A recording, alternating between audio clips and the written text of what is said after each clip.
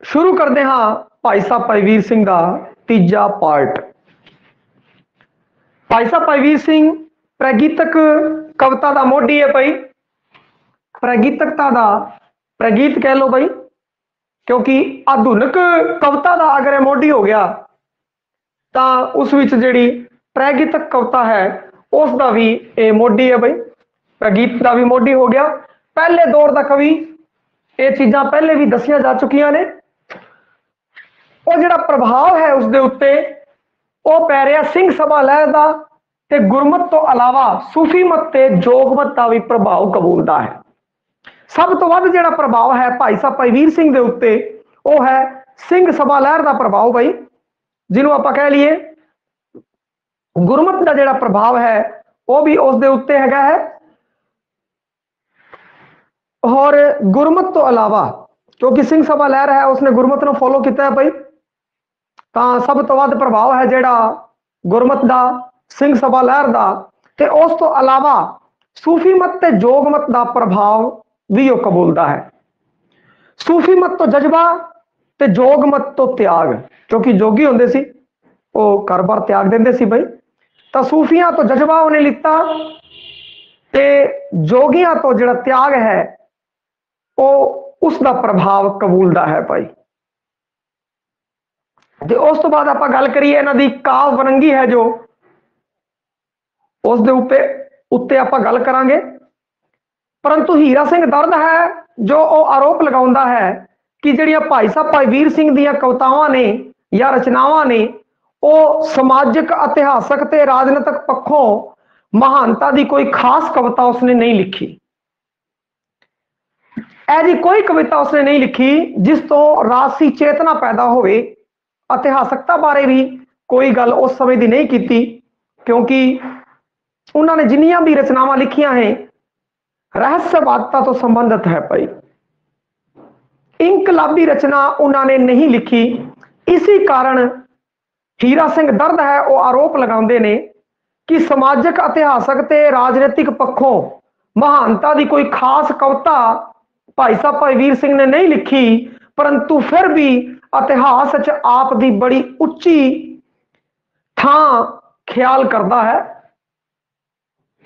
भाई हीरा सिंह दर्द है आरोप भी लगाता है और नाले मनता भी है कि इतिहास के अंदर भाई साहब भाई वीर सिंह की जिहड़ी थां है वो बड़ी उच्ची थां है, क्योंकि रहस्यवादी अगर पद्धर तो देखिए सिंह सभा लहर का प्रभाव सी। गुरमत के प्रचारक के पक्षों अगर देखिए तो भाई साहब भाई वीर सिंह है जिहड़ा वो बड़ा कवि हैगा है भाई, और अपने युग च वो अपने नेड़े तेड़े दे कवि है उस दे उत्ते भी प्रभाव है रखता है भाई। जदों भाई साहब भाई वीर सिंह का देहांत होया तो उस समय उन्होंने जिहड़े शब्द उचारे उन्होंने जिहड़े आखिरी शब्द सन वो यह सन, अब की बार बख्श बंदे को बाहर ना पौजल फेरा। अब की बार बख्श बंदे को बाहर ना पौजल फेरा।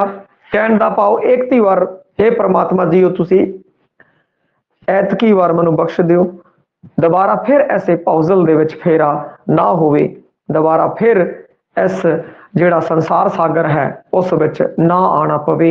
ये अखीरले जिहड़े शब्द सन वो सी भाई साहब भाई वीर सिंह के। ते आपां रुबाई दे बारे चर्चा की सी, रुबाई बारे तुहानू समझाया भी सी भाई रुबाई है फारसी तो आई है ते भाई साहब भाई वीर सिंह ने पंजाबी साहित्य के अंदर सब तो पहला इनू वरत्या है। इनू तुरताई छंद भी कहते हैं। रुबाई अरबी भाषा का शब्द है भाई, रूबा जिंदा अर्थ ही चार होंदा है, रूबा चार। इस विच चार जिहड़ी है 17 होंदियां ने। एक झलक देखिए जो साहित्य के रूप करावांगे फिर रुबाई के बारे विस्तार नाल चर्चा करांगे। भाई साहब भाई वीर सिंह की काव वरंगी है जिहड़े उस दे उत्ते चानना पाने आ भाई। आ रहा जी मेरा कुछ होंदा सईओ उड़दा हथ न आवे, कत्तण तुमण हसन खेडण खावण मूल न पावे। नैन भरन खिच चढ़े कालजे बहु रानी हो जावा, त्रिंजण देश बेगाना दिसे कर खावण नू आवे। रुबाई की खासियत की जड़ा पहले दो सतरा ने, पहलियां दो तुक्का ने, उस दे अंदर ख्याल उडारी होंदी है और फिर विस्तार और अखीर दे विच है जिहड़ी पंच लाइन होंदी है, सिट्टा है जो उस विच कढ़िया जाता है। और भाई साहब भाई वीर सिंह दियां जिहड़ियां रुबाइयां ने वो जड़ियां है दवैये दे तोल दियां है 16 12 28 दवैये दे तोल दियां रुबाइयां भाई साहब भाई वीर सिंह ने लिखियां ने। ते उस तो बाद एक रुबाई की होर खासियत होंदी है बई वो आ है कि उनका पहली 70 दूजी 70 ते चौथी 70 का जिहड़ा तुकांत मेल हुंदा है बई, पहली 70 का दूजी का ते चौथी का की कहंदे है तुकांत मेल हुंदा है, तीजी 70 का नहीं हुंदा, जिवें कि आपां वेख रहे हैं। जी मेरा कुछ हुंदा सहीओ धार्मिक वरंगी दी है बई रुबाई। वो कहता जी मेरे नू कुछ हुंदा है बई, ख्याल उडारी देखो ख्याल उडारी, जी मेरा कुछ हुंदा सहीओ उड़दा हथ ना आवे। मेरे जी नू कुछ हो रहा है, अध्यात्मक है रहस्यवादी है बई, उस संदर्भ दे विच लेना है। जी मेरे नू कुछ हुंदा है उड़दा हथ नहीं आ रहा, उड़ रहा है उडारियां मार रहा है, मेरे बस तो बाहर है। कत्तण कतना बई उस समय कत्तण दा तुंबण दा जिहड़ा सीगा बड़ा ही कत्तण दा जिहड़ा सीगा लोग कत्या करदे सी, बैठिया करदे सी। त्रिंजणा है जो वो भी बैठिया करदियां सी पई ते चरखा कत्या करदियां सन। कहना कत्तण तुंबण माने फिरना बई, फिरना घूमना फिरना, हसन हसना खेडण खेडना खावण खावना। कहना कत्तण तुंबण हसन खेडण खावण मूल न पावे, मनु कत्तना घूमना हसना खेडना खावना मनु पांदा नहीं है। ख्याल उडारी देखो अगे, नैन भरन खिच चढ़े कालजे, मेरे नैन है वो भर गए ने विराग की भावना पई, खिच मेरी कालजे के अंदर बहुत ज्यादा खिच है, तड़प है अपने आत्मा उस परमात्मा लई बई, आत्मा की परमात्मा लई बड़ी तड़प है। बौरा नहीं हो जावा मैं बौरा हो रहा है, कमला हो रहा है उसके प्रति, परमात्मा के प्रति। त्रिंजण देश बेगाना दिसे कर खावन नू कावे, पंच लाइन बई हुण मेरा घर है जो खाण नू आ रहा और मेरा त्रिंजण देश जिथे मैं बैठा है, जिथे सईयां च बह के सहेलियां च बह के मैं चरखा करदा है। त्रिंजण देश बेगाना, वो देश मनु बेगाना जापदा है। हुण आत्मा है वो इत्थे उनका जी नहीं लग रहा, उनका जिहड़ा जी है टका है वो की कहंदे खाना पीना कुछ भी चंगा नहीं लग रहा, वो उनका उलार है जिहड़ा वध उलारा परमात्मा की तरफ हो रहा है। और एक निक्कियां कवितावां दा वड्डा कवि पई जे कहंदे हैं, देखो एक निक्की कविता आपां उन्हां दी लैके चलदे हैं, 12वीं जमात दे अंदर हैगी है बई भाई साहब भाई वीर सिंह दियां। वैसे तो 3 कवितावां ने 12वीं जमात दे अंदर बई, चढ़ चक के चक कुमानिया, ठीक है भाई ये रहस्यवादी कविता है, उस परमात्मा तो आत्मा बलिहारी जाती है उस बारे है। अगे है समा, उस दे बारे आप चर्चा कर लेने हैं। फिर जो आप 9वीं तो लैके 12वीं का जो सिलेबस करावांगे तो दोबारा एक एक कविता है जिहड़ा उनका भावार्थ है समझांगे। पूरी विचार चर्चा है जो 9वीं तो 12वीं की किताब के अंदर होवेगी। समा रही वास्ते घत समय एक न मन्नी, फड़ फड़ रही तरीक समय खिसकाई कन्नी, किवें न सकी रोक अटक जो पाई भन्नी, तिखे अपने वेग गया टप बन्ने बन्नी, हो अजे संभाल समय नू कर सफल उड़ंदा जामदा, ए ठहरन जाच न जानदा लंघ गया ना मुड़ के आमदा। मतलब किन्ना बस इन्नी जी कविता, बिल्कुल छोटी जी कविता, तुसी 1 2 बार 4 बार पढ़ोगे तो याद ही हो जाएगी तुहाडे। बड़ी ही छोटी और बड़ा इनका अर्थ देखो बाकमाल। समा दे समय दी चंगी वरतों दे बारे दसिया गया है। भाई साहब भाई वीर सिंह जी आखदे ने, रही वास्ते घत समय एक न मन्नी, मैं बड़े ही वास्ते पाए पर समय ने मेरी एक नहीं मन्नी। फड़ फड़ रही तरीक, मैं उन्होंने बड़ा फड़िया, समय नू बहुत फड़िया, फड़ फड़ के खिंचना चाहया परंतु समा किथे हथ आंदा है बई। समय खिसकाई कन्नी, जिहड़ी उस समय दी कनारी सी, जिहड़े पल्ले दी कनारी सी, वो कन्नी जिहड़ी सी वो खिसक गई, मेरे हथों नहीं आई।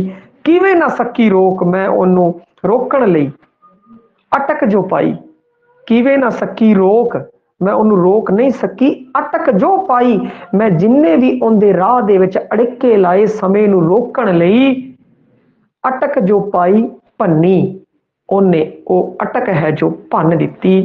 तिखे अपने वेग, वो समय का वेग है बड़ा तिखा है बई, समा किसे लई नहीं रुकदा, गया टप बन्ने बन्नी, ओ बन्ने बन्नी बई टप गया। कहण दा भाव कि समा है जिहड़ा नहीं रुकिया, वो अपने वहण दे अंदर वहंदा होया तुरदा होया गां बीत गया बई। हुण अगे देखो, अगे पहला एक प्रकार का कोई भी कवि होंदा है, कोई भी कविता लिखदा है, तो उहदे विच दो चीज़ां बड़ियां वड्डियां होंदियां ने पई। एक तो जिहड़ा पाठक है उन्हें उनका सही थां विश्राम लगाना है, भावें तो गुरबाणी है भावें कविता है। जो गुरबाणी का भी तुहाडे तो सही थां विश्राम अगर लग गया तो तुहानू समझ आ जाएगी, और जो सही थां विश्राम नहीं लग्या तो नहीं आवेगी। और समझण लई कि यह प्यार होना जरूरी है। आप देखते हैं कि अपने माँ प्यो है जिहड़े दादियां ने, वो इन्नियां पढ़ियां लिखियां नहीं ने, परंतु गुरबाणी का पाठ करदियां ने, बड़ा ही डुब के पाठ करते और उन्होंने अर्थां की समझ आ जाती है। इवें ही कविता है, जे तुसीं भी जिहड़ी कविता है उसनूं ढंग नाल पढ़ोगे, प्यार च भिज के पढ़ोगे तो समझ आ जाएगी। और हर कविता के अंदर जिहड़ा कवि है वो जिहड़ा पहला है जो शुरुआत करता है तो अपने ख्यालों वो बनता है, और अखीर दे विच उन्हें मैसेज देना होंदा है। और अखीर दे विच की कहंदे आ गल है जो दसनी होंदी है उसकी चंगियाई दे बारे। भाई पहला एक विचार लिता, उस विचार का पसार किया, और फिर अखीर दे विच उनका सिट्टा कढ़ के एक मैसेज जिवें कि देना होंदा, जिवें कि इस च हो संबोधन करते हुए कह रहे हैं अजे संभाल समय नू, इस समय नू संभाल लो भाई, ये समा है ना जिहड़ा, इसनूं संभाल लो, कर सफल, सफल कर लो, उड़ंदा जावंदा, ये उड़दा जा रहा है, समा है जो बीतदा जा रहा है, तुसी समय नू संभाल लो, ये समा बीतदा जा रहा है भाई।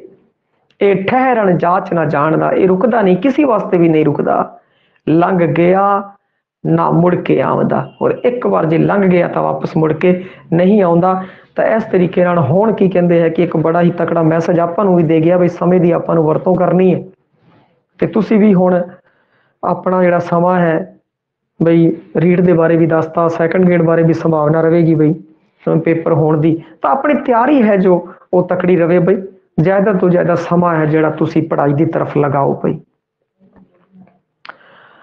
हाँ जी, हुण शुरू करते हाँ अपना अगला कवि। इस तो पहला बई भाई साहब वीर सिंह जी किसी को कोई दिक्कत हो तो मैसेज कर सकते हो बई।